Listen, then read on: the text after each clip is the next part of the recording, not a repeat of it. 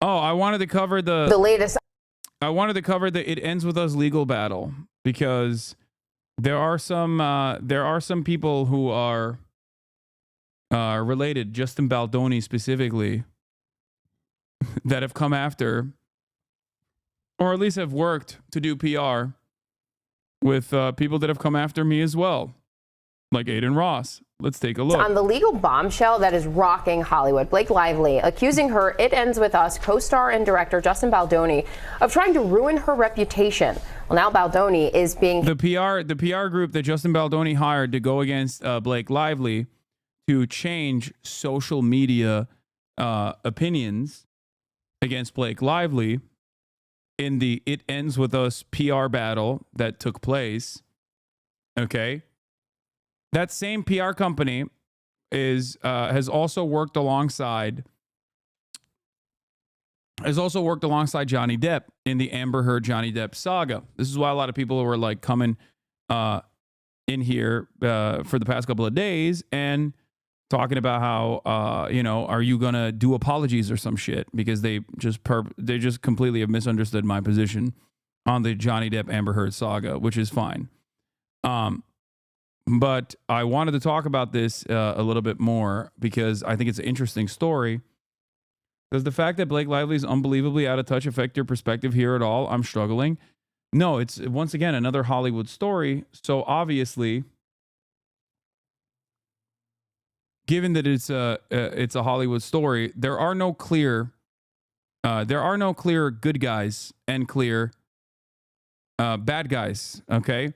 Most of the parties involved are bad to varying degrees.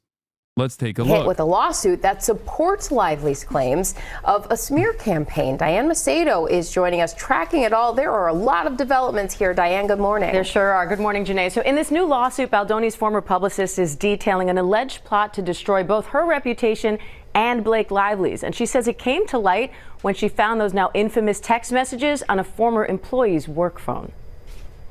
This morning, a new lawsuit filed against It Ends With Us director and lead actor Justin Baldoni. Come on. What?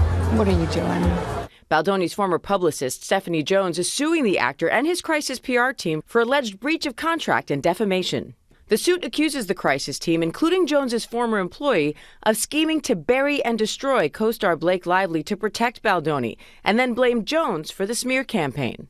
The suit also alleges Jones discovered the scheme via text messages and other communications on that former employee's company phone. Baldoni did not respond to ABC's request for comment on the Jones lawsuit. It comes just days after Lively filed a complaint accusing Baldoni of sexual harassment and a retaliatory smear campaign. Baldoni's attorney has called Lively's allegations, quote, completely false, outrageous, and intentionally salacious.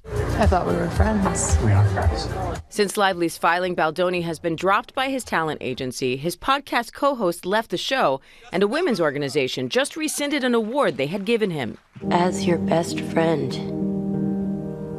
Lily, if you take him back, I will never speak to you again. Now Jenny Slate, who plays Lively's best friend and Baldoni's sister in the film, is speaking out in support of Lively, saying, I commend my friend, I admire her bravery, and I stand by her side. And Slate is just the latest cast member to publicly support. Isn't Blake Lively a weirdo? Yes, Blake Lively is also a weirdo. But it is clear that while Blake Lively is also a weirdo, so is Justin Baldoni. And Justin Baldoni hired a now famous a PR company to change the way that people perceived, or I guess like really amplify the way that people perceived Blake Lively in general. No perfect victims, but she's undoubtedly a victim in this scenario. People are biased against her due to the very smear campaign she's exposing. Why is she weird? She's just like out of touch Hollywood actress. That's it. She stole his movie about domestic violence and marketed it as a girly pop movie. Wait, I thought that's what Blake Lively did. Is that what you're saying? Once again, it is incredibly, how do I describe this? It's overall a very silly back and forth that people will place a shit ton of investment into because, one, it addresses certain cultural touch points like, you know, a beloved female actress being ridiculed by serial propaganda coming from the online space, and also simultaneously, like, she herself has also been like out of touch on numerous occasions. And that's precisely the reason why you guys are repeating the exact same smear stuff that she's suing Baldoni about. Chatters are such simpletons, Jesus fucking Christ. There's a swoop doc in this, and Emily D. Baker covers it. A lot is up with Blake, but I don't know, Justin, based off of what I've read. It is an unwarranted harassment campaign by a serial sex pest male director. Lively. Her co-star Brandon Scalar also shared Lively's complaint on Instagram, urging followers to read it and tagged her with a heart emoji. As for Lively's complaint, that's now with the California Civil Rights Department. It could take months to make it to court, so we could be reporting on this one for quite. No, she didn't. They agreed at the start to do that. Please don't spread misinformation. So while filming the birth scene, Justin Baldoni practically forced Blake Lively to strip from the chest down, did not close the set while she was naked with her legs forced open. Anyone passing by could see her, and Justin brought his best friend to play the role of the OBGYN. When Blake wore a low-cut dress to facilitate breastfeeding and covered herself with the jacket, Justin asked her to remove her jacket again and again. I think it's like a lot of this is also about intimacy coordinators not being present on scene, right? That's what it is.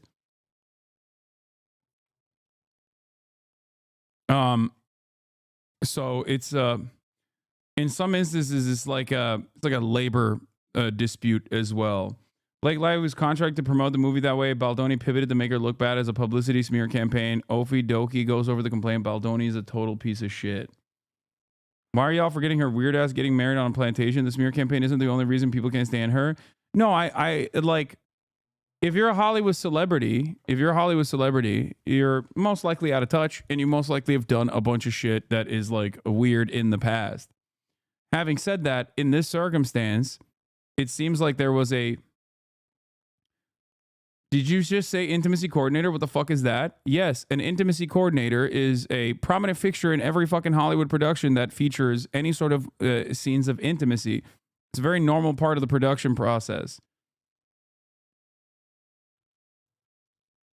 Normally you're supposed to have a person that understands boundaries and makes sure that like the scene that is being depicted is as compliant as possible.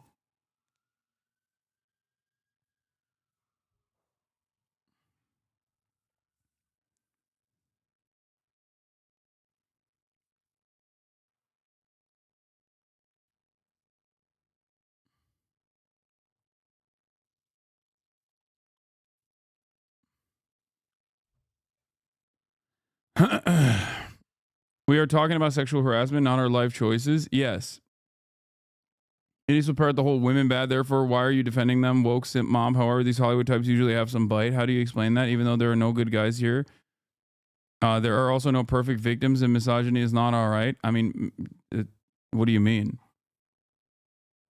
Like, if you're saying that people's attitudes towards Blake Lively is completely unwarranted, and that she hasn't done anything weird at all, and it's simply that people used or people were duped into believing that because of the coordinated PR effort, they're not entirely correct on that front. However, real like former instances of Blake Lively being out of touch or whatever, or just being weird in general, does not make it valid to you know, put her in uncomfortable positions, especially where she's naked.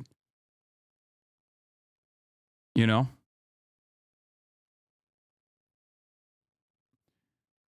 When Blake Lively wore low-cut dress to facilitate breastfeeding, covered herself with a jacket, Justin addressed. I mean, this is also court. This is also from her lawyers, so it's going to be obviously framed in a way that is as critical of Justin Baldoni and as pro Blake Lively as possible.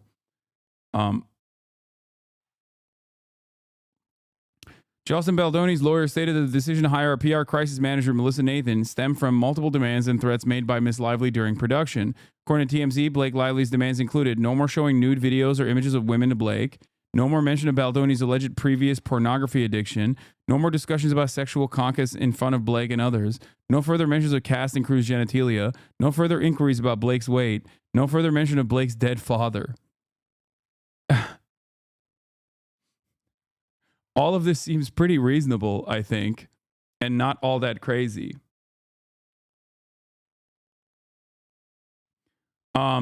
I think the more interesting aspect of the story is how malleable the online space is, specifically Reddit and Twitter. Justin Baldoni and the PR company that he hired after Blake Lively implied, or Blake Lively alleged, that she was feeling uncomfortable. She was made uncomfortable by the way that Justin Baldoni was operating on the set is the more interesting aspect of the story for me, at least, because it's something that I have also talked about quite a bit. He knew that she was lining out an unsafe workplace complaint, and he went all in on the smear and the public square tactic. Yes, exactly. So that is the interesting story here, which is that while she has a valid reason to feel uncomfortable here and totally valid reason to demand legal recourse, Justin Baldoni's approach to the matter was to immediately go on this full-scale coordinated smear campaign to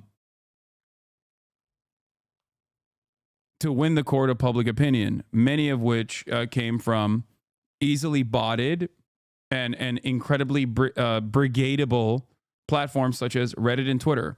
The only reason why I know this is because they openly fucking talk about the celebrations that they had behind the scenes, cheering how easily duped people were into gearing up against Blake Lively, into drumming up support against Blake Lively.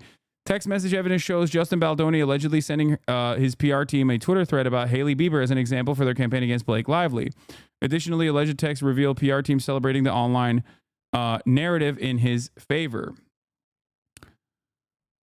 Step back. That's excellent. This is what we would need. Hailey Bieber's history of bullying many women. Yes, I literally spoke to Melissa about this on the break about what we discussed last night for social and digital. Focus on Reddit, TikTok, IG. So are we in the clear now? Did we survive? We survived. All press is so overwhelming. We've confused people so much. Mixed messaging. It's actually really funny if you think about it. The narrative online is so freaking good, and fans are still sticking up for Justin, and there literally has been no pickup of those two articles, which is actually shocking to me, but I see this is a total success, as does Justin. You did such amazing work. Narrative is crazy good. So did you. The majority of socials are so pro-Justin, I don't even agree with half of them, lol. We can bury anyone inside of a Hollywood smear machine is the New York Times article that I found to be very interesting.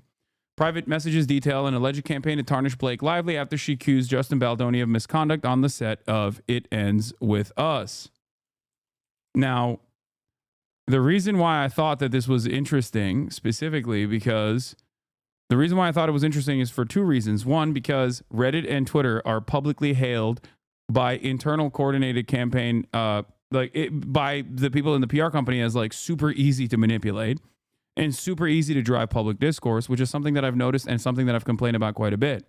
The other reason why I think it's interesting is because within days, the group was working with Mr. Wallace, whose company, Street Relations, offers services ranging from public relations to more opaque crisis management. He is a somewhat enigmatic figure with very little digital trail, but court records show that his clients have included Paramount Pictures and the YouTube personality Aiden Ross.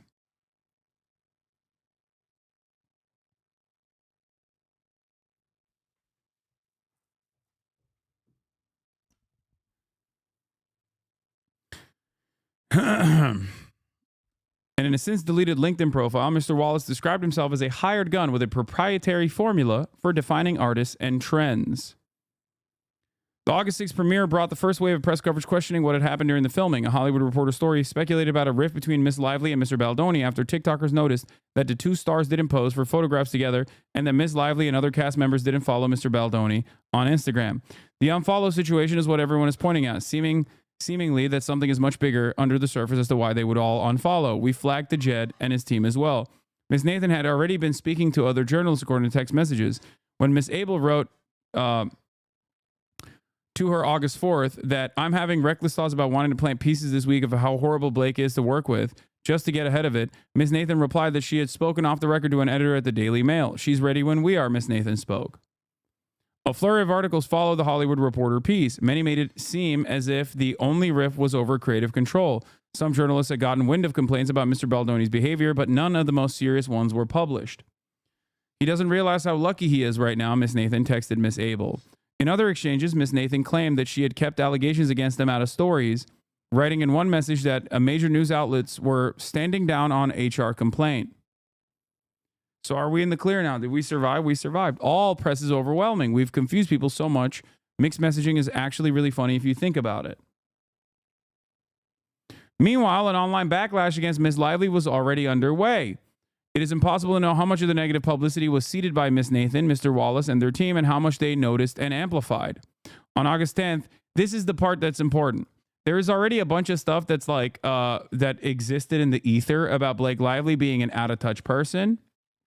And they greatly amplified that to shift the attention away and to basically create sympathy for Justin Baldoni. Do you understand?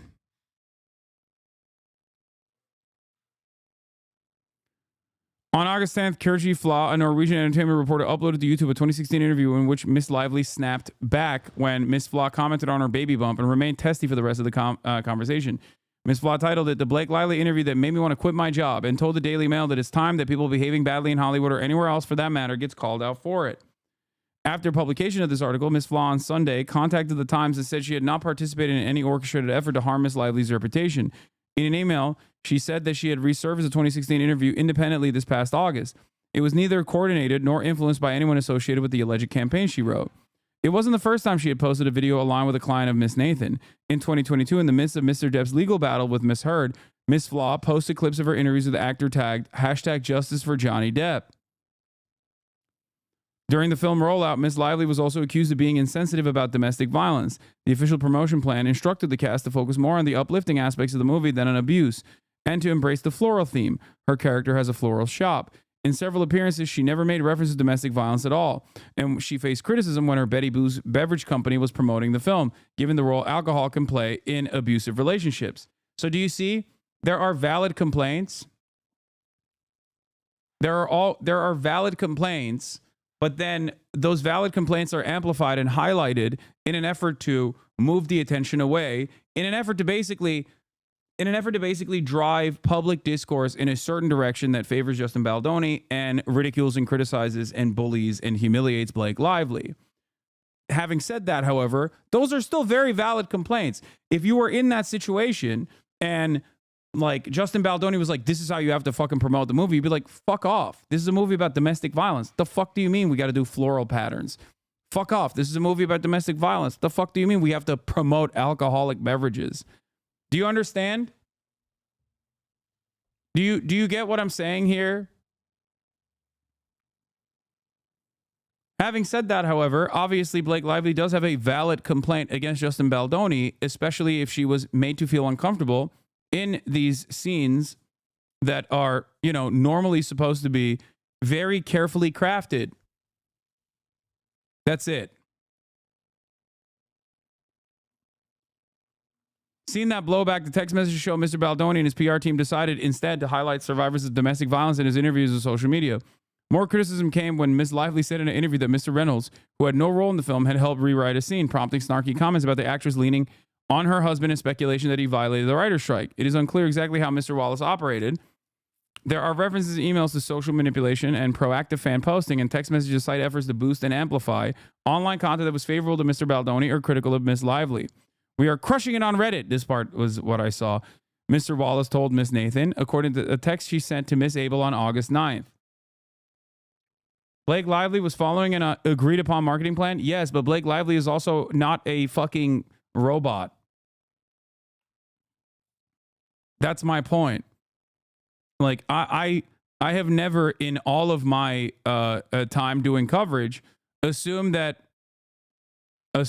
like a whole ass adult woman who is what, like 40 plus years old is actually simply a helpless, hapless fool and is going along with the previously agreed marketing plan, and that she has no fucking say in the process. You will not be able to convince me that Blake Lively is completely blameless in this process because of the manipulative tactics utilized by Justin Baldoni in this smear campaign. Do you understand? She's 37. My bad. Okay. Yeah. As a 37-year-old and a producer on the film, I think you are discounting the amount of feedback that she has. And it's always like weirdly infantilizing. But ultimately meaningless because the harms that she has withstood, if her allegations are correct, which I have no reason not to believe them, is the far more consequential aspect of this story. The next day, one of Ms. Nathan's employees texted, "We've started to see the shift in social due to largely Jed and his team's efforts to shift the narrative. And socials are really, really ramping up in his favor. She must be furious." It's actually sad because it just shows you have people really want to hate on women. The female PR crisis managers recognizing misogyny as they weaponize it against Blake Lively and feeling some type of way about it is kind of funny. I'm sorry. It's like, damn, people really fucking love to shit on women as we are, as we're basically using this. The CIA didn't fall off. Those monsters went to work for Hollywood PR firms. When a TikTok sleuth started asking questions about Mr. Baldoni, Miss Abel texted that this girl's on a very dangerous crusade. "We flagged the Jed and his team for more serious action on the social side." Throughout the text exchanges, Mr. Baldoni encourages the PR team, sometimes flagging social media posts for them to use. On August 15th, he proposes flipping the narrative on a positive story about Miss Lively and her husband, using their words against them. Other times, he appears to vacillate, seeking assurances about the tactics being deployed. When he notices a tabloid article critical of Miss Lively, he sends a worried text. "How can we say somehow that we are not doing any of this? It looks like we are trying to take her down." On another occasion, he wondered whether they were deploying fake bot accounts on social media. "I can fully confirm we do not have bots," Miss Nathan wrote, adding that any digital team would be too intelligent to utilize something so obvious.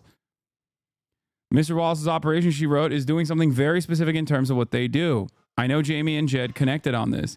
Mr. Baldoni, Miss Nathan, and others on the team have claimed in their text exchanges that Miss Lively was using her own public relations team to create bad press about Mr. Baldoni, but cited no evidence to support those claims. By mid-August, the team was reveling in the damage to Miss Lively's image." The official promotion plan said to focus on uplifting aspects of the movie than abuse under their contract, but he started to focus on the abuse to manipulate people into thinking he was a good guy to point out the abuse. He was the director and studio head. Everyone agreed on the contract. You can't just violate the terms of the contract, even if it might be a dumb move to market as an uplifting story.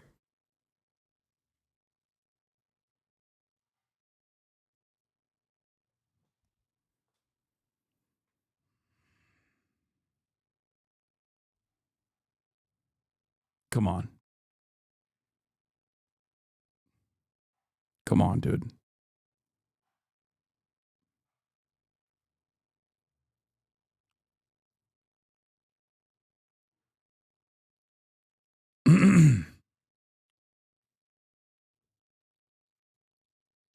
I don't understand your point.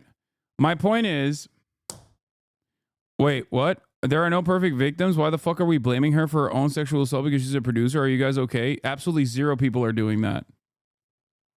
I'm certainly not doing that. And I've reiterated the point that it is still a very valid claim across the board. But that has nothing to do with like her also saying, I am going to promote the movie by focusing on the cheerful aspects of a movie about domestic violence.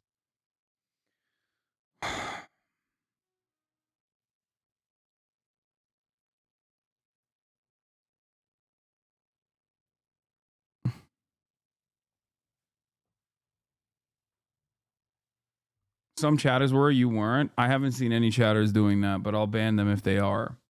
Everyone is now saying chat is doing that, which is once again a instance where you see one chatter and then you yell about that one chatter, and the overwhelming amount of chat is about this one singular chatter that did that. Your take is not correct here. Hasan, stop acting like you know what it's like to have a boss.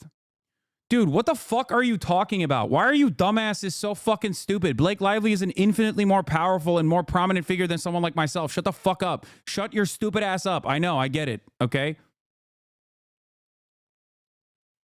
The fuck are you talking about, dude? Blake Lively is like married to Ryan Reynolds. Literally is a fucking prominent Hollywood actress. Like, what the fuck do you mean?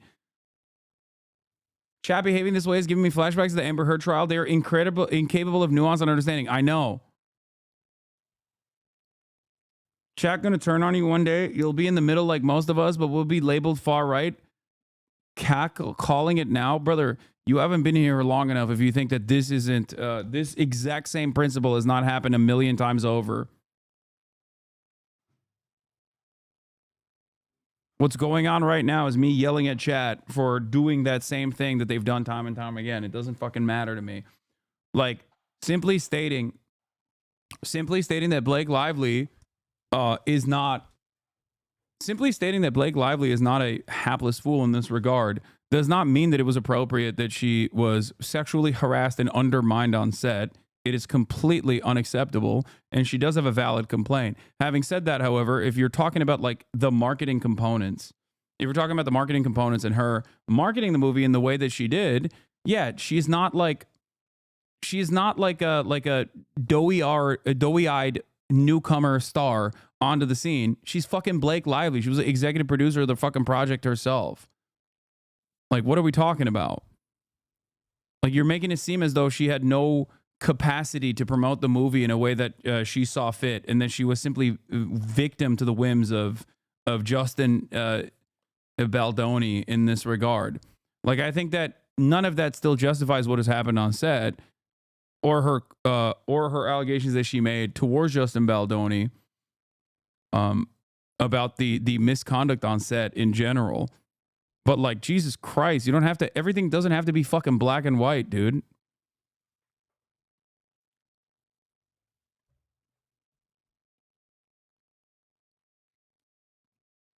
The narrative online is so freaking good, and fans are still sticking up for Justin. There literally has been no pickup for those two articles, which is actually shocking to me. You did such amazing work. Narrative is crazy. So, yeah, what they ended up doing was basically highlighting a lot of the bad choices that Blake Lively also personally made, or rather, former instances of her being out of touch, to basically massage public narrative against Blake Lively, in an effort to ensure that there was no mention of any number of different valid allegations that she had made against Justin Baldoni. That's the point.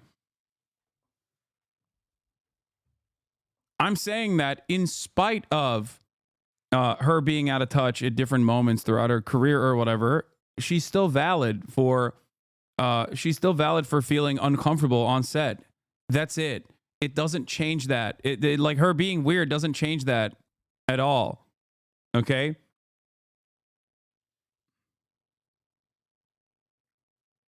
So when you hyper focus on me talking about some of the mistakes that she made in this process, and then being like, no, you're wrong. You're supposed to fucking say that she is a hapless fool, like a child, and has no fucking self-control, or has no say in any of the process whatsoever, and that she was actually manipulated and I don't know, promoted the film in the way that she did exclusively because she's a perfect victim is stupid. And it also causes you to not understand the full scope of how the narrative was shifted against her. And it also undermines, I guess, from your aspect, like the validity of her claims. It's not. It doesn't undermine it for me. Okay? On August 16th, Ms. Nathan shared the Daily Mail article headline, "Is Blake Lively set to be canceled?" with references to hard-to-watch videos and tone-deaf promotional Q&A. "Wow, you really outdid yourself with this piece," Ms. Abel responded. "That's why you hired me, right?" Ms. Nathan replied, "I'm the best. We men have to step up." A brand marketing consultant, Tarek, produced a report in August for Ms. Lively that concluded she had likely been the object of a targeted multi-channel online attack, similar to one against Ms. Heard, Amber Heard, and that it was damaging her reputation. The report did not identify who was behind the attack, but by analyzing the entirety of Google search index for Miss Lively's name, it found that 35% of the results also included a reference to Mr. Baldoni. This was highly unusual given the length of her career, the company said, and suggested that the media environment was being manipulated. A separate report by Miss Lively's hair care company, Blake Brown, concluded that the social media onslaught had also included a negative effect on that business. Her product line, which had launched in August with record-breaking sales, estimates that it lost as much as 78% in sales. With the recent arrival of It Ends With Us on Netflix, Mr. Baldoni has begun another round of promotion and messaging. In an interview on Access Hollywood, he said, "There's never an excuse to hurt a woman physically or emotionally." He added, "We men have to step up and figure out how we can be better allies."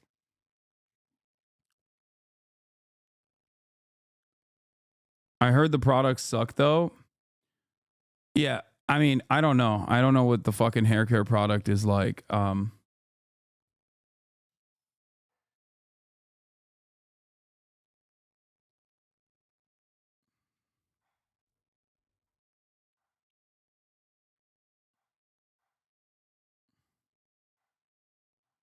What you could have had in further girly pop news. Someone check on Hassan the Hun. Dua Lipa and Callum Turner are engaged. I'm happy for her and him, okay?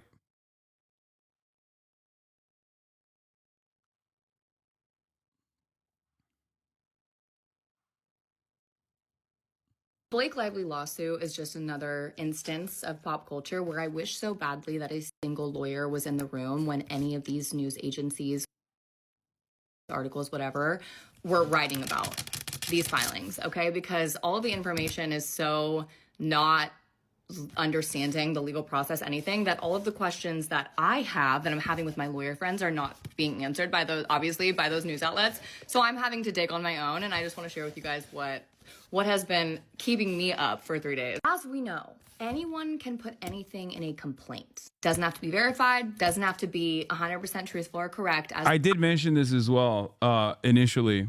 I see all the time in civil litigation. Especially in civil litigation. Like, you can just, you can put anything in there.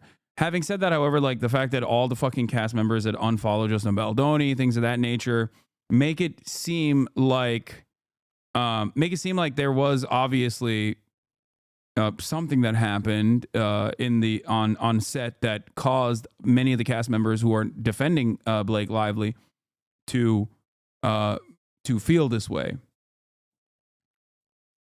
Specifically, okay? Typically, like it gives more validity to the claims being made, at least. That you want to basically use to... Yeah, but that was happening before all this? No, you're wrong. The legal complaint came recently, but that doesn't matter. What happened on set happened during the production process.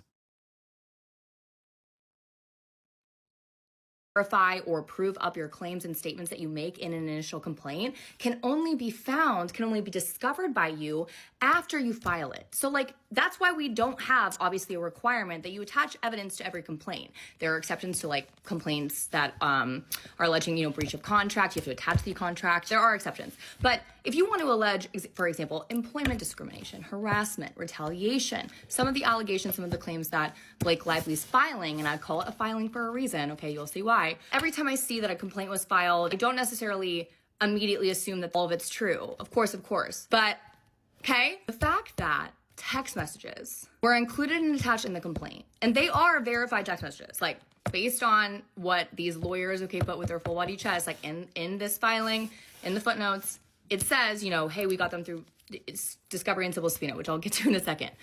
Those are damning, right? Those are damning. And they wouldn't fabricate, like those aren't fabricated, okay? Those are text messages. If you take every statement that's just Blake Lively's, on behalf of Blake Lively's, out of the complaint and leave only the text messages and like the dates and times, it's damning as hell. From my opinion, as an attorney in California, which is where she's alleging these employment claims, okay? So let's get to it. Hold on. When I saw this, I said, oh, there's no caption, meaning that typically at the top, at the title, it has to have the court, okay? Especially California, it'll say like California Superior Court, County of Los Angeles, County of Orange County, County of Riverside, wherever, okay? So this obviously wasn't filed yet in an actual court. It's also not signed by the attorney at the very end. There's like no signing page sheet. So it's obvious that this was given to news outlets as like a, hey, we just filed this, not with a court yet, but with a department called the California Civil Rights Department, the CRD. There are a bunch of employment discrimination statutes, civil statutes that protect employees that you cannot file a lawsuit in a California court or a federal court on, okay? Until you file something with the CRD, and the CRD gives you what's called a right to sue notice, okay? So they basically say, yes, you can go sue now, all right? Like, yes, we don't have to settle that, like, you can go sue, okay? And oftentimes people go to California Superior Court too fast, and the court's like, hey, you gotta go get your right to sue notice, girly, like, sorry, okay? So what Blake Lively did here is doing the first step, which is proper for what she's trying to sue on, which are, again, you know, a bunch of California government code, labor code sections that are going to allow her to recover, but she has to file the CRD first. So CRD actions, like when you file them, they're not like official complaints to the CRD. Those are not public. You can't search a docket for those. So this is where this comes from. But like, it was obviously provided, which is a good thing. I'm not saying it's a bad thing. Like, yeah, like provide this complaint that you filed for sure.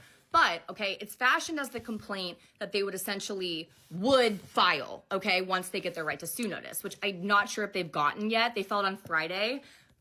I would be shocked.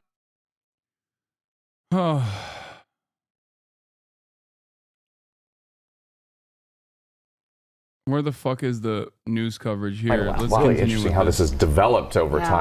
You guys, we have a Justin Baldoni and Blake Lively It Ends With Us update. This situation is absolutely crazy because we were talking about this back in August and now we are talking about it all over again. There's so many opinions going around this story and I'm going to get into everything new that has come out since Blake has filed her complaint against Justin. Since my last Slow news day is not. I mean, this is a larger story. This is a larger story about how Twitter and Reddit can be brigaded and cause, especially when paired up with like a competent PR agency, with mainstream media, with mainstream press.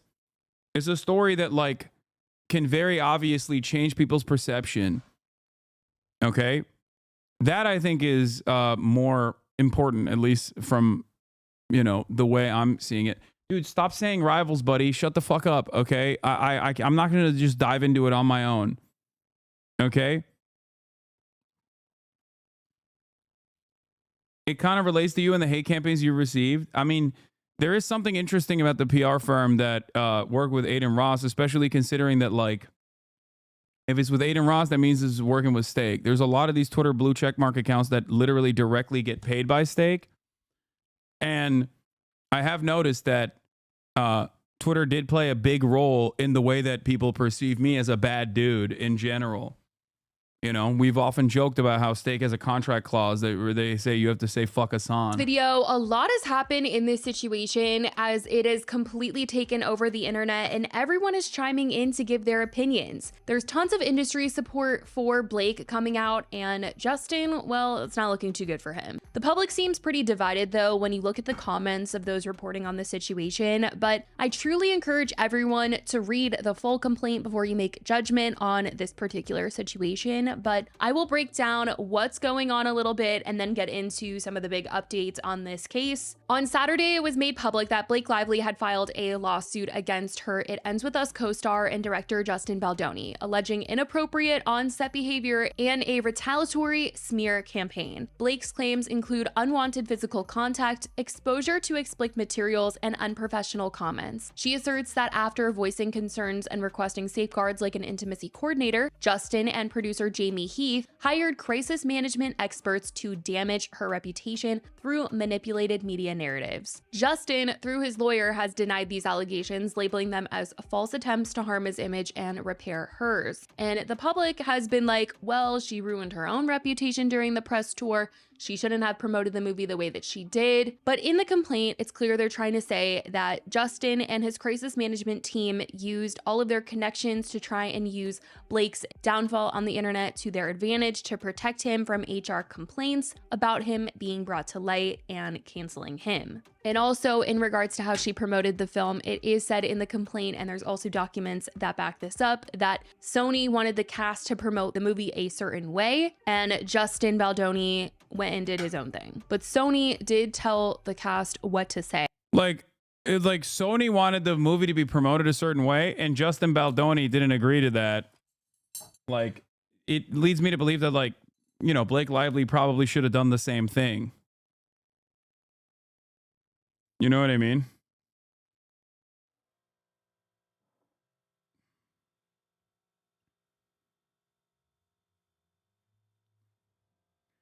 When people say Baldoni owns a production company or any number of different things, you also fail to consider that, again, Blake Lively herself is also a very famous person in her own, and a relatively powerful Hollywood player in her own way. I would go so far as to say she has way more motion than fucking Justin Baldoni does, as a matter of fact.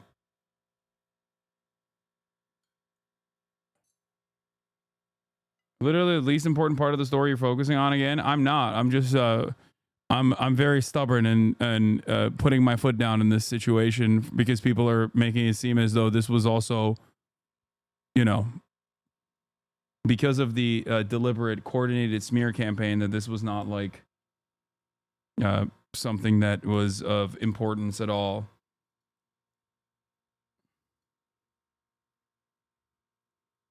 Who the fuck is Justin Baldoni? Exactly.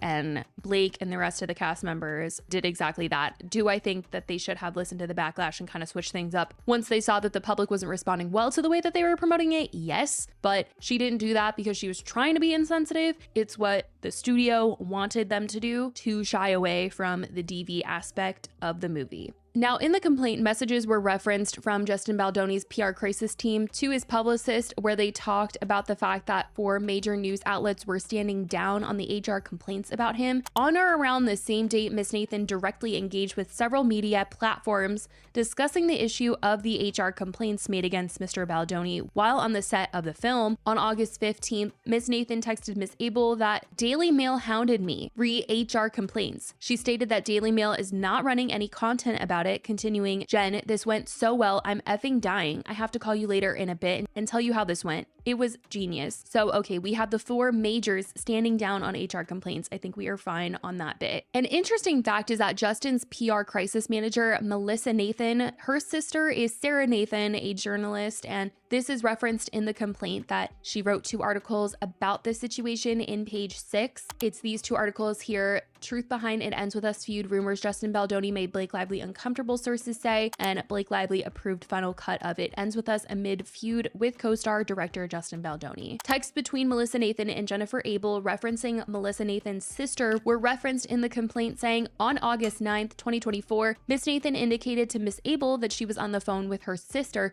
Sarah Nathan, a journalist at the New York Post and contributor at Page 6, and remarked that Mr. Baldoni's religion should be taken out from media coverage. She went on to state, and mostly the misogynistic. Later the same day, Miss Nathan texted Miss Abel a link of an article on Page 6 by Sarah Nathan entitled Truth Behind It Ends With Us feud rumors. Justin Baldoni made Blake Lively uncomfortable, sources say, stating, I knew she would keep uncomfortable. On August 9th, 2024, Miss Abel and Miss Nathan discussed suppressing 2 stories that report Miss Lively was uncomfortable on the set. Miss Nathan texted, all press is so overwhelming. We've confused people, so much mixed messaging. It's actually really funny if you think about it. Now, since this news all broke, Justin has been dropped by his talent agency, WME. His Voices of Solidarity Award, which honored men who have advocated for women, has also been rescinded, and Vital Voices made a statement saying, the Voices of Solidarity Award honors remarkable men who have shown courage and compassion in advocating on behalf of women and girls. On December 9th, 2024, we recognized Justin Baldoni with this award. On Saturday, December 20th. It's ironic because, like, I feel like if you didn't go ham mode and try to control the narrative through this fucking smear campaign, I guess, like, I guess there would still be an inevitable backlash from the complaints, the valid complaints that Blake Lively was going to make. But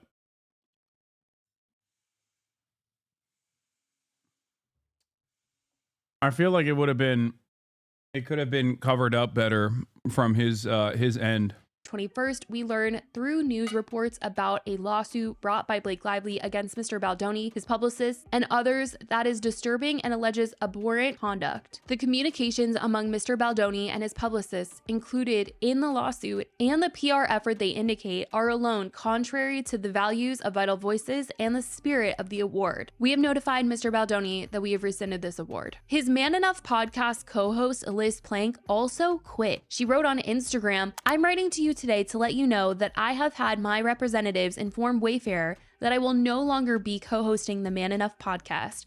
Thank you for trusting me with your hearts and stories, for holding space for mine, and for making the show what it was. I will miss you, the listeners, so much. I love what this community created together with every fiber of my being, and that's because of you. As this chapter closes for me, I remain committed to the values we've built together. Thank you for being here, for trusting me, and for being by my side for the last 4 years. We all deserve better, and I know that together we can create it. I will have more to share soon as I continue to process everything that has happened. In the meantime, I will continue to support everyone who calls out injustice and holds the people standing in their way accountable." Colleen Hoover, the author of It Ends With Us, also made a statement on her Instagram story in support of Blake, writing at Blake Lively, "You have been nothing but honest, kind, supportive, and patient since the day we met. Thank you for being exactly the human that you are. Never change, never wilt." Now, this isn't too big of a shock given that she unfollowed Justin around the time of the film's release and did a ton of press alongside Blake. But speaking of support for Blake, the cast of the Sisterhood of the Traveling Pants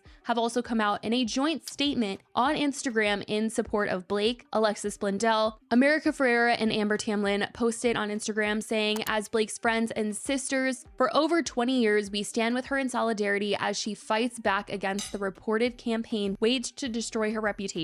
Throughout the filming of It Ends With Us, we saw her summon the courage to ask for a safe workplace for herself and colleagues on set, and we are appalled to..." Please explain what he did. We don't know 100% with a certainty of what he did. All we know is what are the complaints made by Blake Lively, which is that she was made uncomfortable on set numerous times. Other people on set were also made uncomfortable by Justin Baldoni's behavior, and that intimacy coordinators that are supposed to be on set at times when there's like nudity in scene were not there, and studio execs were in the room for scenes where Blake Lively was naked when she wasn't supposed to be there. Creepy shit. And then that's the original complaint. But that was, people are speculating, the reason why Justin Baldoni went on this counter PR campaign by hiring this group that had worked previously with Aiden Ross to manipulate public perception against Blake Lively.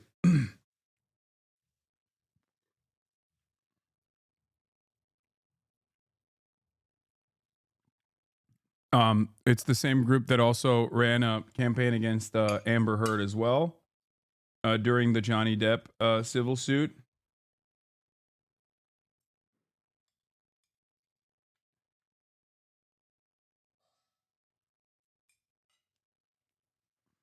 To read the evidence of a premeditated and vindictive effort that ensued to discredit her voice. Most upsetting is the unabashed exploitation of DV survivors' stories to silence a woman who asked for safety. The hypocrisy is astounding. We are struck by the reality that even if a woman is as strong, celebrated, and resourced as our friend Blake, she can face forceful retaliation for daring to ask for a safe working environment. We are inspired by our sister's courage to stand up for herself and others. For anyone seeking more information or engaging in the important conversation online, please read the full legal complaint in the investigative reporting by Megan Tooley, Mike McIntyre, and Julie Tate for the New York Times. I will add that in addition to those who spoke out in support of Blake, that both Sony and SAG-AFTRA, the union representing roughly 160,000 actors in Hollywood, voiced their support for Blake this week. Variety reported, "We have previously expressed our support for Blake in connection with her work on and for the film. We fully and firmly reiterate that support today," a Sony Pictures Entertainment spokesperson tells Variety.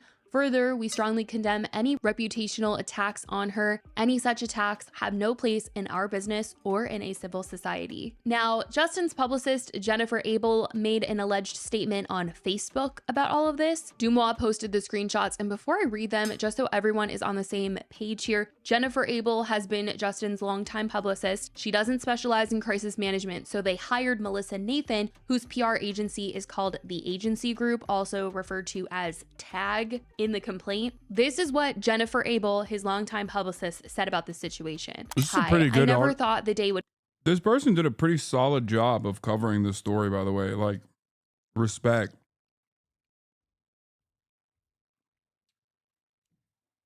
This YouTuber, props to this fucking YouTuber. Holy shit.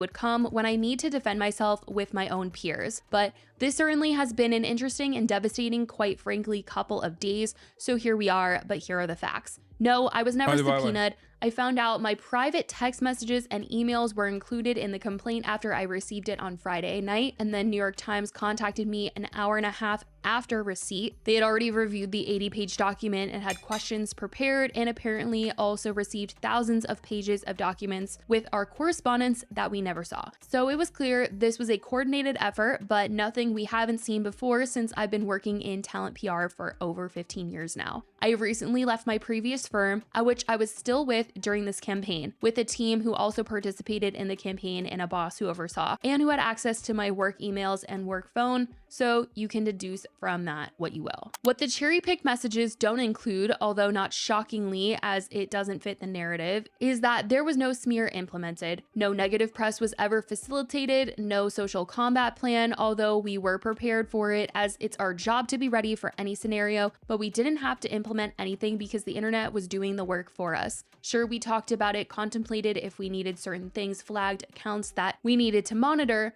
worked with a social team to help us stay on top of the narrative so we could act quickly if needed. And yes, we rejoiced and joked in the fact that fans were recognizing our clients' heart and work without us having to do anything but keep our heads down and focus on positive interviews for our client. She literally was like, listen, yeah, we people were just like so primed to hate Blake Lively. We didn't have to do much. I don't agree though. I'm certain that they probably, like, I feel like a lot of those T accounts do unironically operate like they're like, we saw this with the Tory Lanez situation too. I think a lot of these fucking T accounts are mercenaries. And they will very easily play along with these kinds of narratives. And you only need to buy out a couple of them for the rest of them to follow suit, especially if there's a lot of likes and engagement that you're getting. You know, when paired up with the misogyny tourists. As you know, people who just love when a woman's getting shitted on. They don't even care about the subject matter. They just get in a tremendous amount of satisfaction from women being shitted on, and they join in on the fun. Show, we sophomorically reveled and again joked privately to each other about the internet's feedback to the women whose team was making our lives incredibly difficult over the course of the campaign. I'm human, the long hours, months of preparation on top of my day-to-day scope. It felt good to see that although we were prepared. What? She's a Nepo baby trying to fix her reputation. See, she's a Nepo baby. She's in the wrong here. Really no need to defend her. Like, she's in the wrong in what?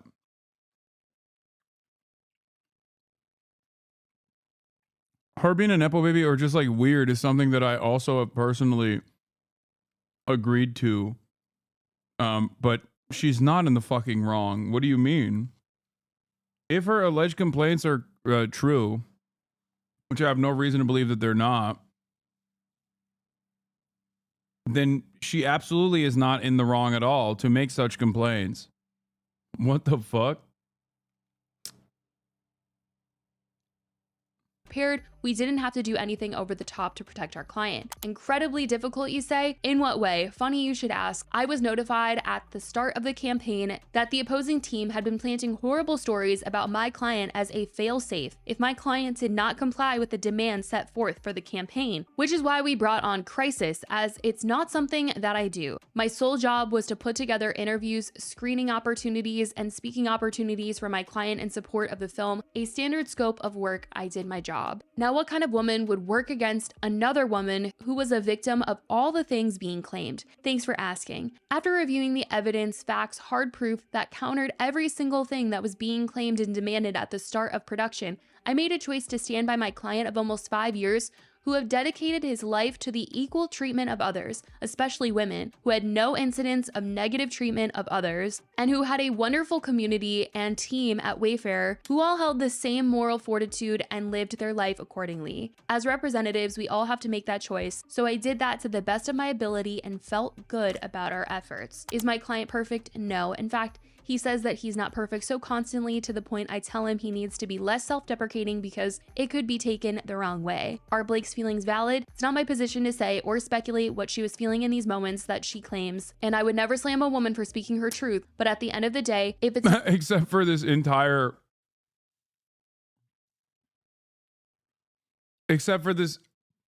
entire fucking counterattack that I played a role in, that I'm currently defending in this statement.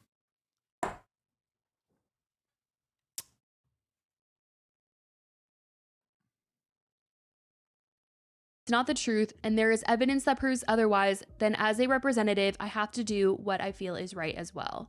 And I'm going to explain to you guys how these texts got out, because you guys, Justin was hit with another lawsuit. Yes, him, Jennifer Abel, his publicist, Melissa Nathan, and Wayfair were all hit with this suit. Basically, Justin's former publicist, Stephanie Jones, is suing for breach of contract in a new lawsuit that links her dismissal to the alleged smear campaign against Blake Lively. Basically, Stephanie is a publicist and founder of Jones Work LLC, which previously represented Justin and his production company, Wayfair Studios. She was basically Jennifer's boss. Jennifer was the former vice president at Jones Work and was the point person for Justin, and she allegedly conspired to undermine Stephanie. In fear of things coming out about Justin, Jennifer, as we know, brought on Melissa Nathan, who is the crisis PR specialist. Allegedly, though, she did this without telling Stephanie. Stephanie is alleging that Melissa and Jennifer allegedly orchestrated a smear campaign against Blake Lively to shift public blame away from Justin, and that the two of them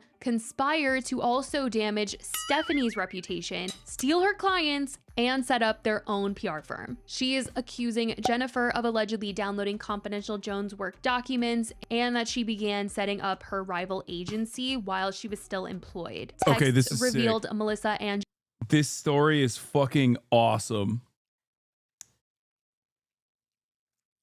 This story is, I didn't even realize that this is how they arrived at the text messages.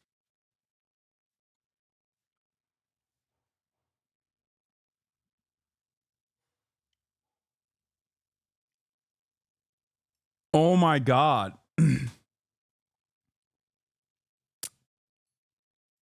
Oh my God. So Justin Baldoni hires this PR person, and then another person that is working under the PR person starts conspiring against the original PR person that was hired for the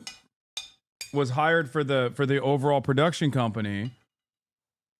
And then that person sues her former employee, revealing text messages that show direct coordinated smear campaign efforts against Blake Lively.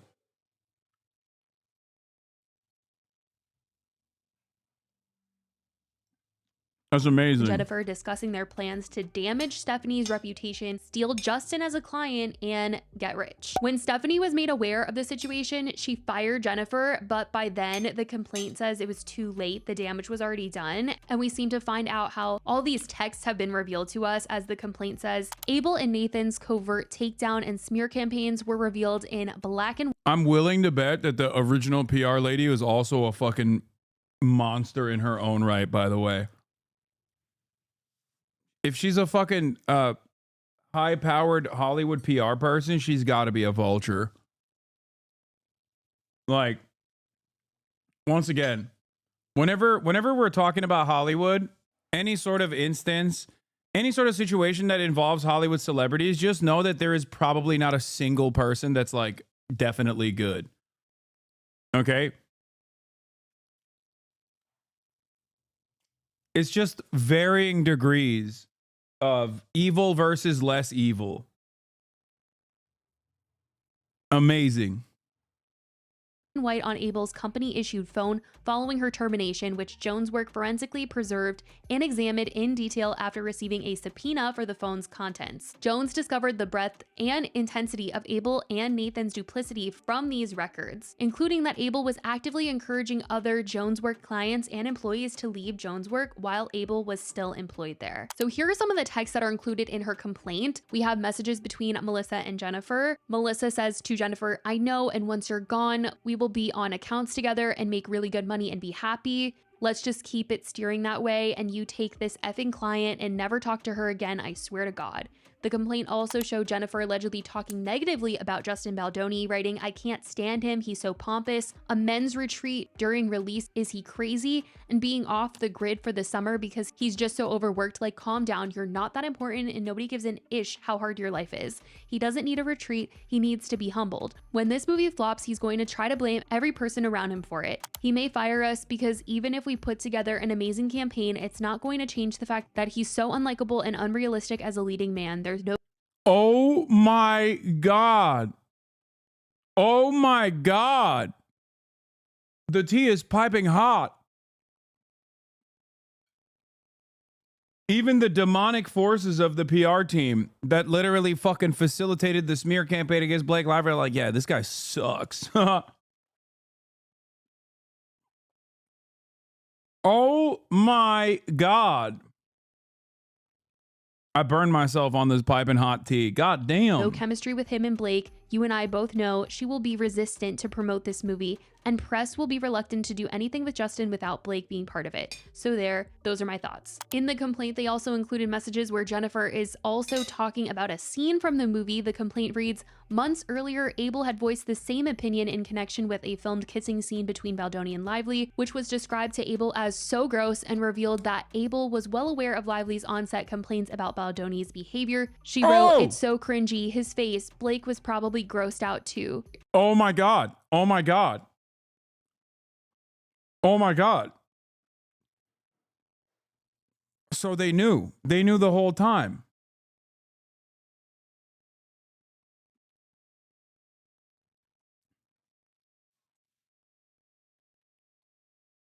They fucking knew the whole time, and they're still like, oh, but it doesn't matter because people organically hate Blake Lively. Okay.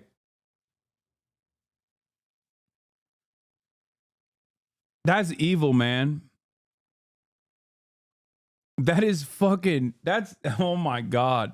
Yo, white women scare me. I'll just say it again. I'm so scared of white women. This is why I will never say anything mean about Taylor Swift.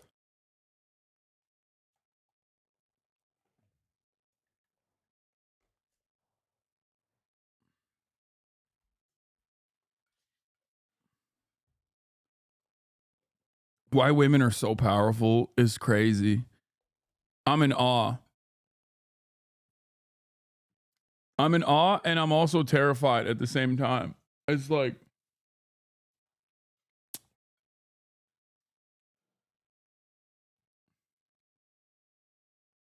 it's wild. This is kind of exactly how the DNC and Democratic consultative strategies work too. Oh no, absolutely. And Jennifer replied, yeah, and filed a cease and desist. Stephanie is even claiming that Jennifer and Melissa allegedly made these fake websites and planted seeds about her that were negative, much like what Blake Lively is claiming happened with her. And this is just so crazy and so insane. And I will keep you guys updated on what is going on in this case, because truly every day, every hour, I swear there is a... I will always defend white women. Always.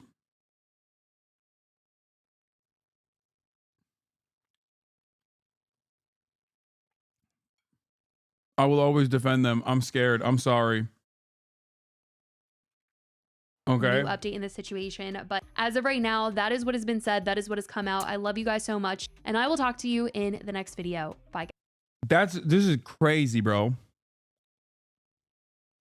Two things can be true at once. Justin could have been harassing Blake, and Blake could have also been a mean girl there at the end.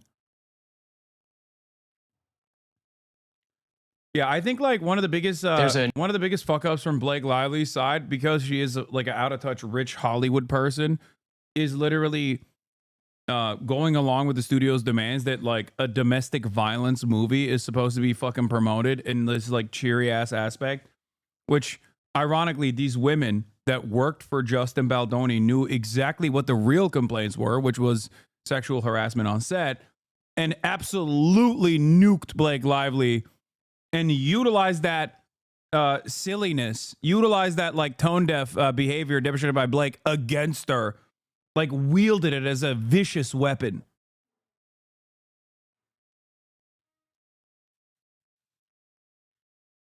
It's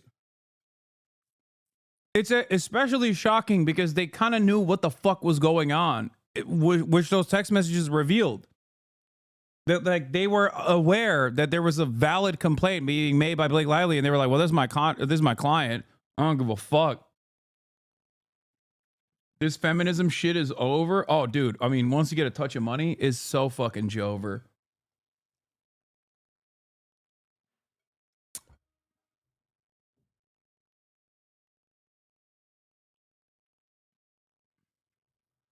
Okay, now I understand what you were saying. This is the part of your point I didn't understand earlier when you were staring at that chatter. Hope that makes sense. Yeah.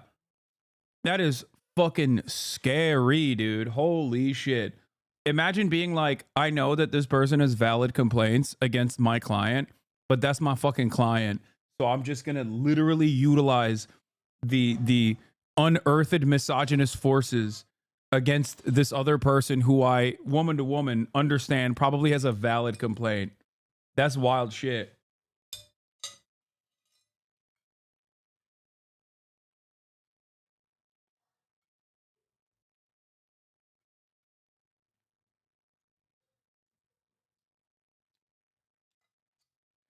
That's scary, man.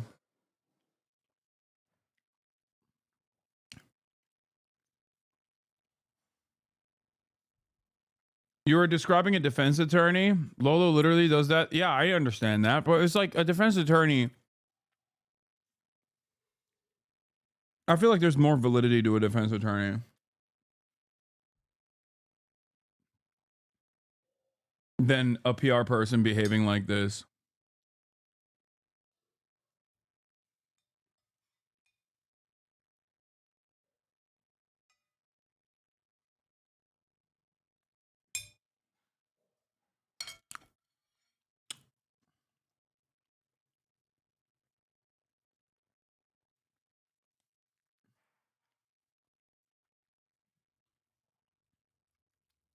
A defense attorney automatically is fighting against incredibly powerful systems.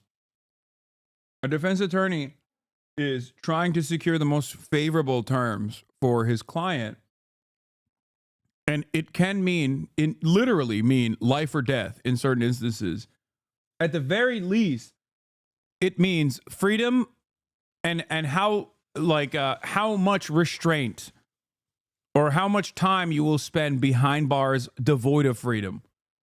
So that's a more understandable position.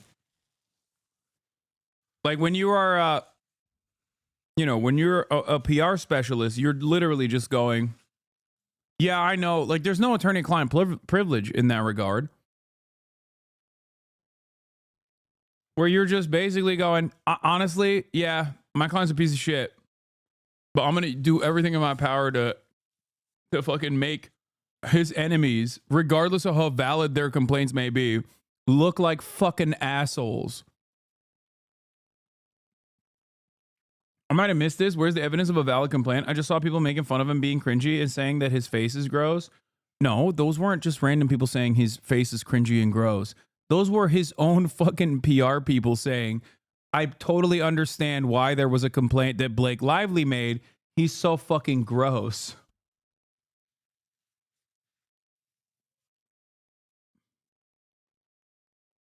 Like, what they did as a part of their professional job is very different than their own personal perspective. No, I know you're not wrong, but a lot of sex crimes defense literally revolves around having a woman at the defense counsel cross-examine his witnesses. Is fucked up and plays at the misogyny of all Americans, but that's literally the job.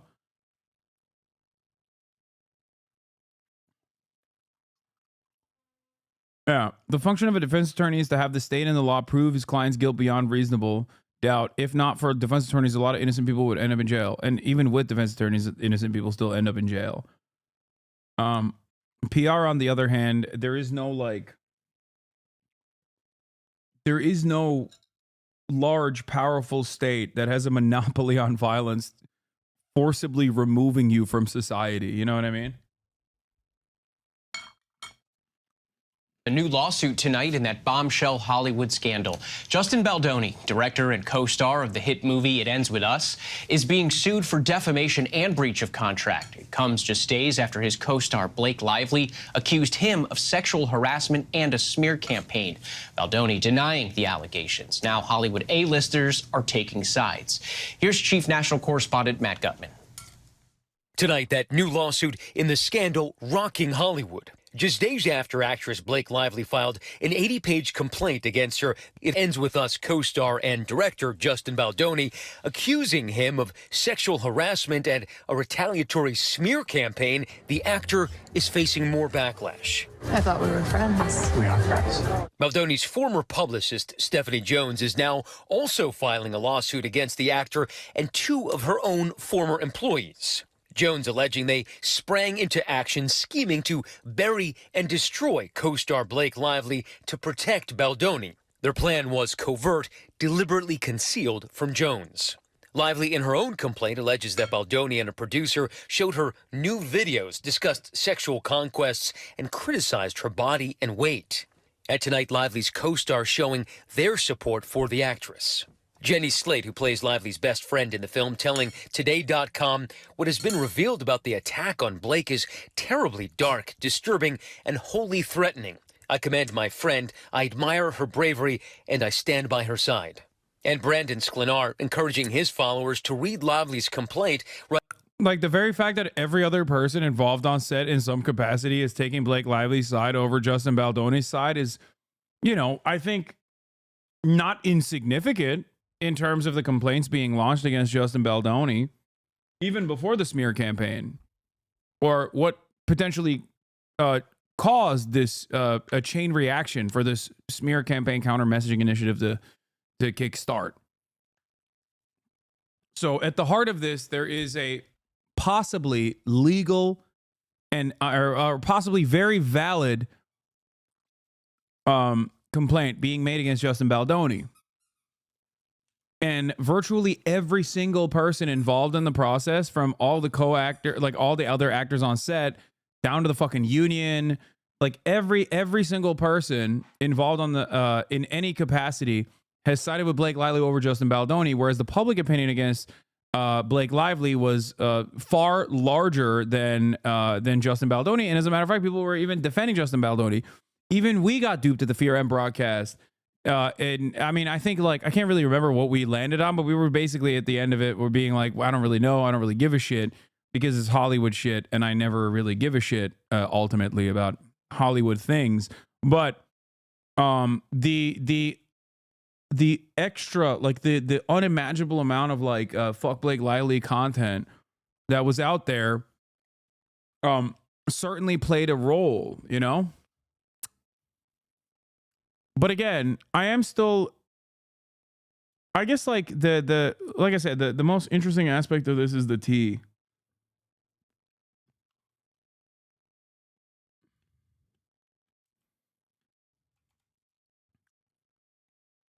Not necessarily the tea, sorry, but the very fact that the very fact that public opinion is so malleable.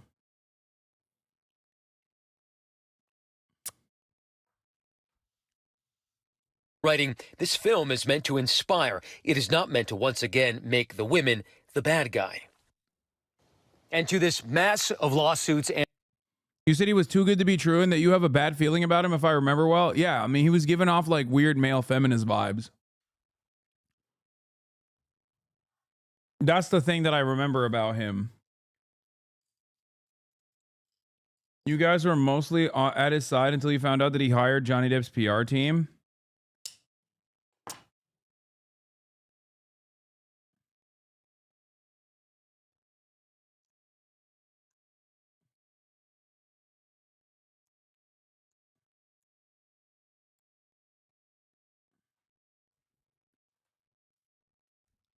What's a male feminist vibe?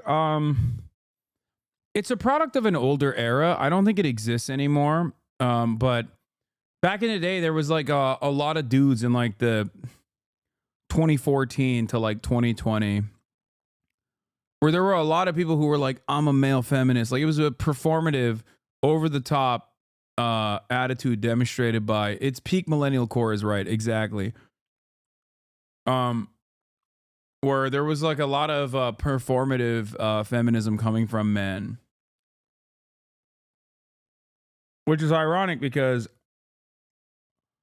like right-wing shitheads say that about me probably, when in fact most of the rad femmes online fucking despise me and think I'm like the worst man, the worst version of misogynistic men. Because I'll sometimes say things like, well, I don't really know about Blake Lively, you know? It seems like she is a little out of touch. And then people will get fucking very mad about that. They'll be like, oh, dude, you're a fucking piece of shit. Many of those rad femmes are also swerfs in general. Sex work, exclusionary, radical feminists. But yeah. It's like how Jason was acting on the days. Yeah, but Jason was memeing. He's not like a fucking... He's not even... He was joking. I've met multiple said rad lib rad femmes. Yeah. My husband has said that he thinks you're faking it for your audience, but he doesn't watch you like I do. I always try to come up with facts. Yeah. It's funny that people think I'm faking my support for women, but then also if you ask a lot of these like prominent rad femme accounts online, they say I'm like the grossest misogynist pig of all time. And I think part of that is because, yeah, of course, as a guy, I do have some misogynistic tendencies every now and then, and I actively try to work against it to the best of my ability, but you know, sometimes I fuck up and say shit. But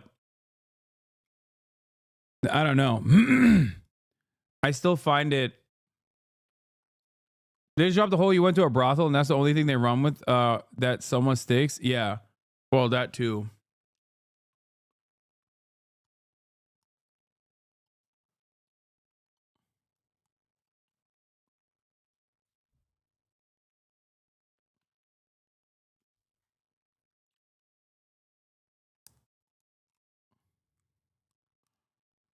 Never understood the moral panic about what celebrities owe to us as people. Separate the actor from the person. Blake Lively being a mean girl is none of our business.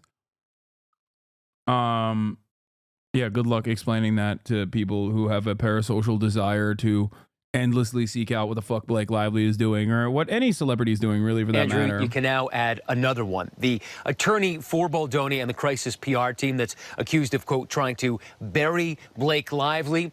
They are alleging that confidential information was used against them and that anyone involved in that will be, quote, sued into oblivion. Andrew. All right, Matt Gutman, thank you. We want to get a legal perspective on all of this. And for that, let's bring in Dave Ehrenberg, state attorney from Palm Beach County, Florida. Dave, as we just heard, this has now escalated with a former publicist of Justin Baldoni filing a lawsuit alleging breach of contract. So what's the latest? Andrew, good to be with you. You know, it's a preemptive strike by the publicist, Stephanie Jones. She wants to get out in front of the story. And it is interesting because she was she's like the only person involved in this whole matter who was not sued by Blake Lively. And that leads people to believe that she was involved in getting those very damaging messages from her team over to Blake Lively. And so there's a lot of infighting here, a lot of maneuvering. And this to me is a preemptive strike. But it does look like. I love how you pretend to be non-white when you're clearly white. Account created 2024, 12/15. Following since 12/15. When have I said that I'm not white?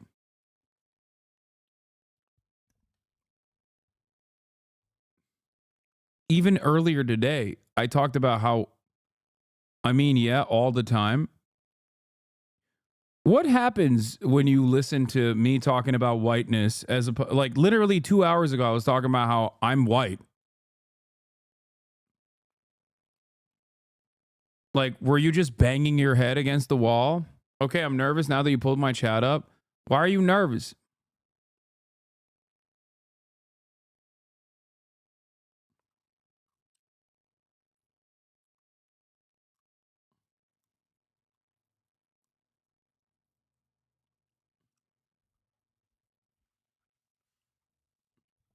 Seems like you think that I've been doing this a lot.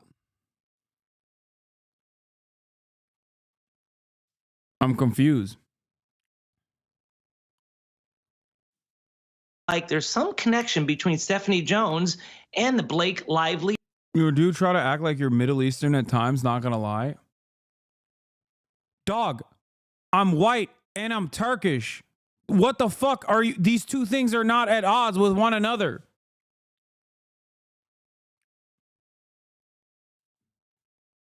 It's kind of at the fucking heart of my argument about whiteness being a socio-political construct that is completely kept, that is constantly fucking changing.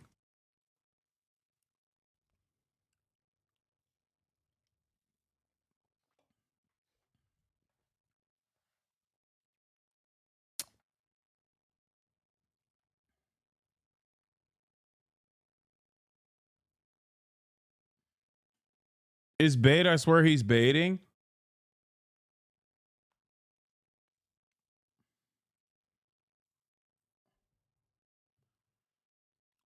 This is shocking. I'm confused by everything.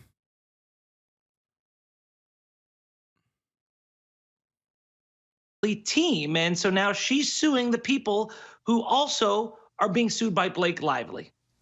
And another big question in all of this is how did... It's like Trump saying Kamala was black when it was convenient for her. I know. That's the funniest part about it is like,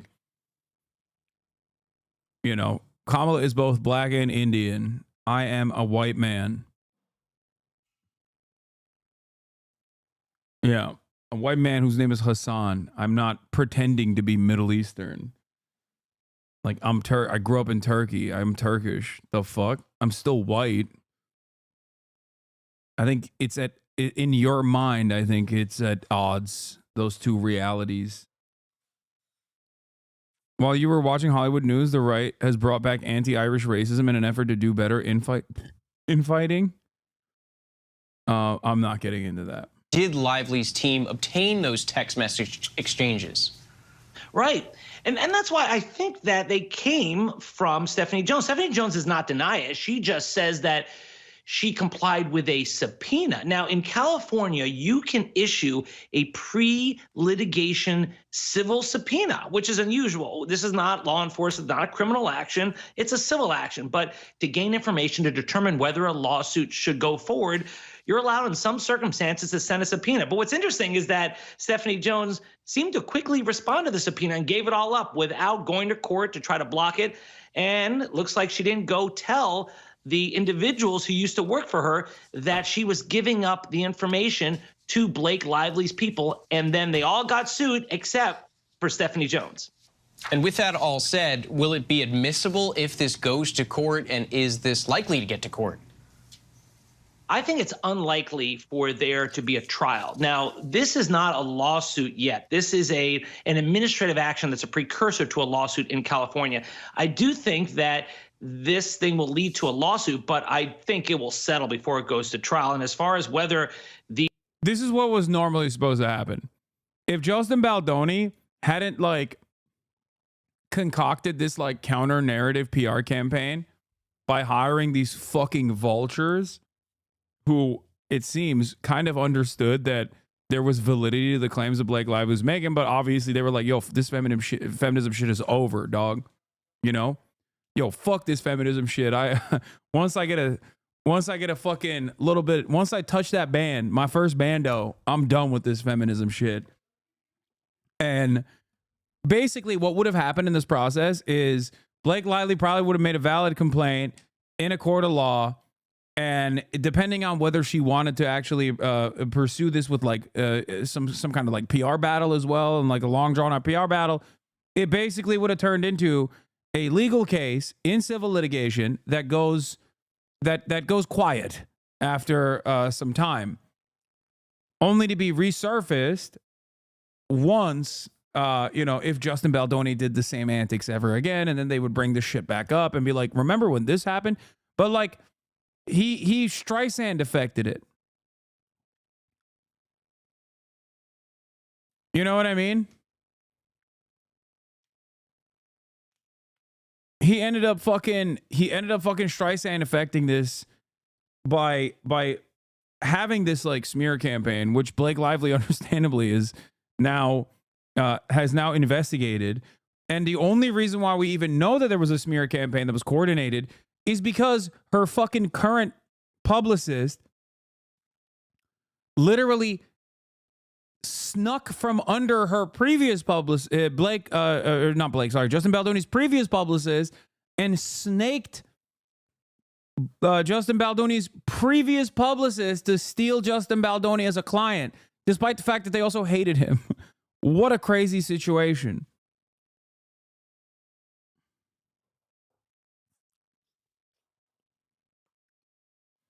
That's a weird angle to take to cover this for sure. Baldoni did fuck it up. No, I'm saying that like normally I think a lot of these weird, awful sexual harassment shit that happens like more frequently than you would think in Hollywood. But in most circumstances, because every single party involved has a lot to lose, they don't want to fuck the boat, or they don't want to rock the boat. They don't want to fuck the bag up. So they just quietly deal with it with with civil proceedings that oftentimes end up with like some kind of agreement, some kind of like some kind of financial compensation. And then behind the scenes they're like, that's a bad guy, don't work with him, right? I feel like that's usually how it happens. There's like this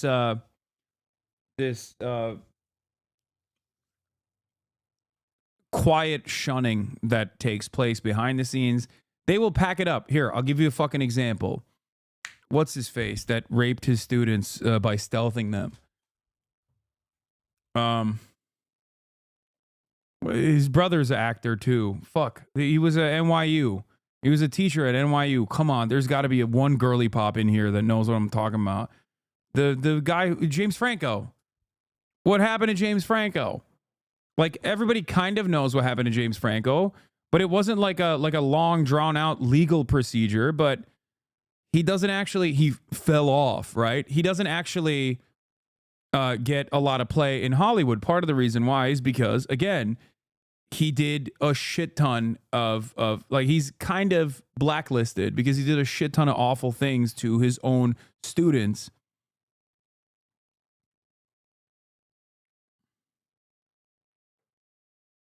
Yeah, he stealthed his own students in acting classes. Didn't he? Am I crazy? See, this is what I mean. There wasn't like a massive fucking there wasn't like a lot of media coverage around it. It's like quietly packed up. Quietly fucking packed up. That's normally how this works, so that you are oblivious to it, so that you don't know about it, but they just like quietly stop working. Okay. And that's probably what would have happened to Justin Baldoni as well. And I don't think anything that Justin Baldoni did reaches that same metric of like, you know, straightforward sexual assault, as far as I understand. Maybe there's other allegations in the complaint I didn't see, but basically, and this isn't to say Justin Baldoni did nothing wrong. I'm just saying that the severity of James Franco's like crimes are higher even. But stealthing is when you remove the condom or you damage it intentionally. Exactly. When you remove the condom in without telling your partner, without prior consent. But the point that I was trying to make is that under other circumstances, this is usually what happens. They just like quietly blacklist you behind the scenes.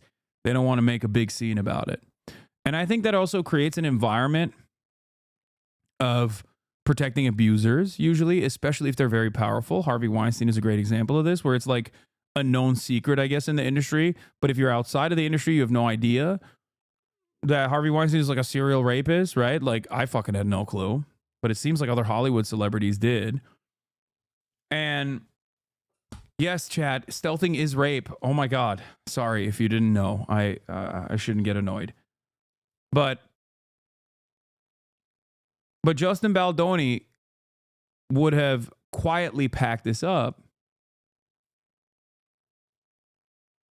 Justin Baldoni would have quietly packed the situation up if he just went to court, and then he might have gotten like blacklisted or whatever. But now, because of all of the counter propaganda that he implemented in an effort to win over the public, in an effort to vilify Blake Lively, now this is a much larger story. And now he's further cooked. These messages would be admissible? Yes, because they apparently were lawfully obtained either through a subpoena or because Stephanie Jones owned these messages because she owned the phones. She was the boss and had lawful right to them. And then she gave them over to the plaintiff here. So, yes, this thing would be a very damaging thing if it goes to trial. That's why I don't think it'll go to trial. It's in everyone's interest to keep this out of the public's eye. And Dave, these lawsuits expose a number of claims about coordinated smear campaigns on behalf of Mr. Baldoni. Crisis PR executive Melissa Nathan allegedly texting a publicist working with Baldoni, quote, "You know we can bury anyone." And Lively's Benign Burger, thank you for the 20 gifted subs. Lawsuit alleges Nathan was working to reinforce negative stories about Blake Lively. Is any of this illegal? 20 bones. It is not illegal, Andrew, to criticize. It's not illegal, but it is, I mean, defamation, especially if there's like financial, if you can tie it back to like revenue loss, like, yeah, then there is like civil litigation can award, civil litigation can award you money. And I think that's what she's gonna do. And it's ironic because like maybe her product was dog shit, and that's why there was a 78% drop off in her hair care products. But like now you can make a legal case that it wasn't the product that was fucking dog shit. It was actually the smear campaign that was coordinated. So GG's on that front too. You know what I mean?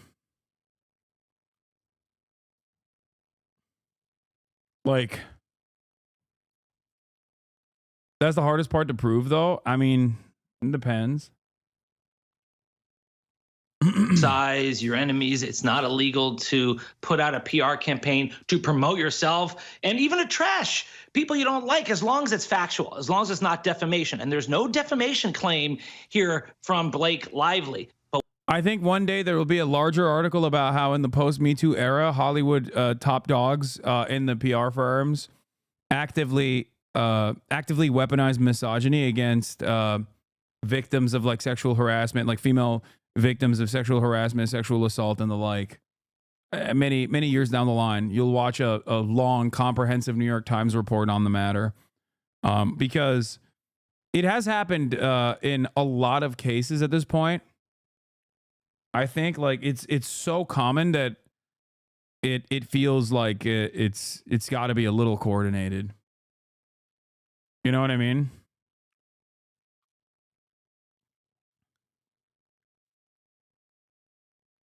Because it's just like it. I think one of the greatest examples of like right and wrong was with Tory Lanez and Megan Thee Stallion. Because like in that circumstance, there wasn't even much that you can point to on Megan Thee Stallion's side that made her even anything but a perfect victim. And you rarely ever have a perfect victim, right? If you have an imperfect victim, you can at least bully them and humiliate them and change the public attitude. And I genuinely felt like I was going crazy the way that people were talking about Megan Thee Stallion for the crime of being shot by Tory Lanez. Like, it made no fucking sense. She had even gone so far as to try and defend Tory Lanez after the fact because she didn't want Tory Lanez to, you know, withstand criminal prosecution. So it's crazy that, like, even in spite of all that, there are still a shit ton of people that were, and still to this day, I think Megan Thee Stallion sucks. So I don't know. I mean, that one is like, because Blake Lively has a media profile for a very long time and has been kind of a dickhead, whatever, in the past. It doesn't matter. In this case, it's like obviously being weaponized against her in an inappropriate manner to make the person, to make Justin Baldoni look better, right?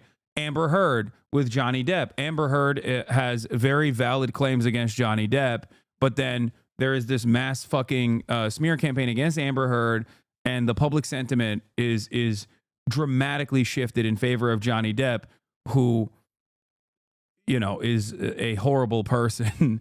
So it was crazy how like black and white that situation was presented to the public. And I think that it was, once again, a targeted, deliberate, concerted effort to vilify Amber Heard, or even use like some of the instances where like Amber Heard wasn't exactly a great person either, right? So the more you have like an imperfect victim, the easier it is to vilify the person. And I think it's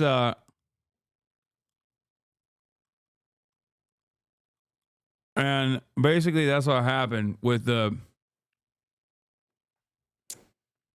bro. His finger got almost cut off by Amber. What the fuck are you talking about? Yeah, have you changed your perspective on Amber Heard versus Johnny Depp? No, I think that both. My attitude on Amber Heard versus Johnny Depp was always that I don't like either of these people. I think that it's Hollywood assholes in general. But people get so fucking mad when I say this, and I think more people will inevitably arrive at this conclusion. The Meninists get mad because Johnny Depp is a pure soul who was a perfect victim, and then the Radfems get mad because they're like, you're not unconditionally offering support to Amber Heard.